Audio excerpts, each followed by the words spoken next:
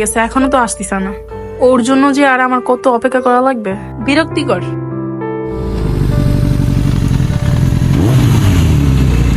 এতক্ষণে তোমার আসার সময় হলো? আধা ঘন্টা যাবত আমি এখানে দাঁড়ায় আছি।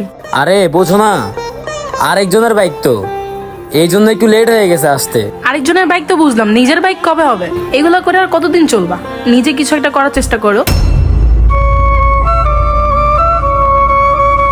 শোনো, আমি কিন্তু তোমাকে আগেও বলছি আর এখনো বলতেছি, আমার বাসা থেকে কিন্তু বিয়ের চাপ দিচ্ছে, পরে কিন্তু আমার আর কিছু করারই থাকবে না।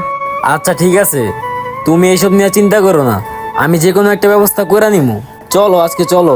না না, আমি আর অন্য কারো বাইকে উঠবো না। নিজে যেদিন বাইক কিনতে পারবো আমি সেদিনই উঠবো। আরে আজকের মতো চলো।